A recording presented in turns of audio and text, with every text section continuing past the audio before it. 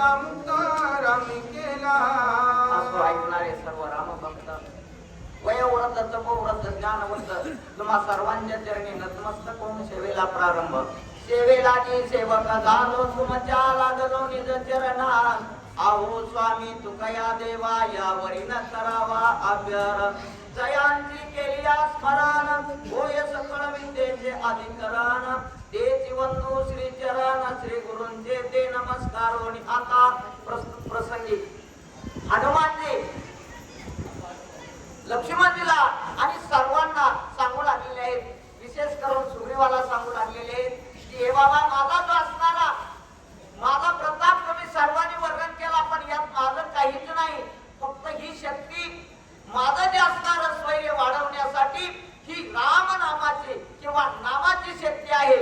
आणि अशी ही नामाची शक्ती प्रत्येक वेळेस जे असणारी मला सहाय्य झालेली आहे अशी कथा हनुमानजी सांगू लागलेले आहेत. हनुमानजी सांगू लागलेले आहेत की मला कार्यामध्ये मी जे कार्य करायला गेलेलो होतो त्या कार्यामध्ये अनेक विघ्न निर्माण झाले आणि प्रत्येक विघ्नाला जे असणारं विघ्न संहारण्यासाठी विघ्न बाजूला करण्यासाठी आणि फक्त रामनामाची शक्ती या ठिकाणी कामाला आलेली आहे. त्या ठिकाणी जे असणारा एक मोठा राक्षस त्या ठिकाणी मायावी जे असणारा भक्त तयार केलेला होता काळ नेहमी त्यालाही जे असणारा नामशक्तीने त्या ठिकाणी दूर केलं.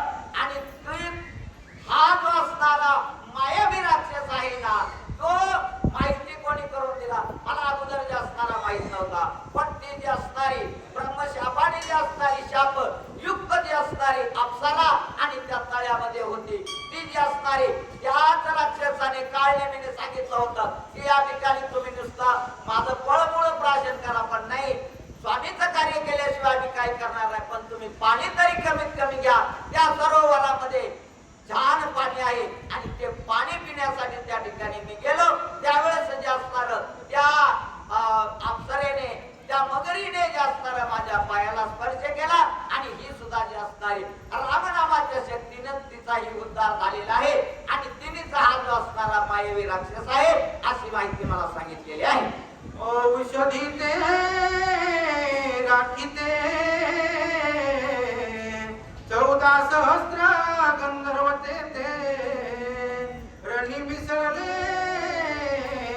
युद्धाते. हनुमानजी कधी असणारा पराक्रमाचा पाडा सांगू लागलेले आहे ते त्या ठिकाणी जे असणारा मी त्या पर्वत आणण्यासाठी गेलो त्या पर्वतावर जे असणारा मी अचानक रात्रीच्या समयाला गेलो त्या ठिकाणी जे असणारे 14,000 गंधर्व एकत्रित आणि मिळून माझ्यावर जे असणारा हल्ला केला आणि त्या सर्वांना बरोबर मी युद्ध केलं. सर्वांना त्या ठिकाणी ठार केला आणि पर्वतावरल्या दिव्य औषधी मी त्या ठिकाणी शोधू लागलेला आहे. झालेली सेवा तुम्हा सर्व ज्या असणाऱ्या श्रोत्यांच्या चरणी समर्पित करतो. हनुमानजींच्या चरणी समर्पित करतो आणि माझ्या सेवेला पूर्ण विराम.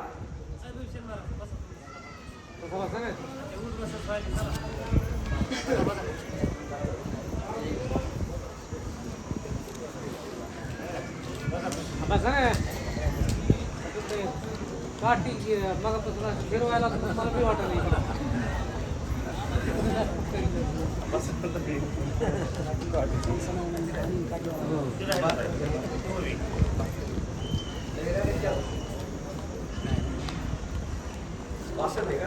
नाही 72 17 62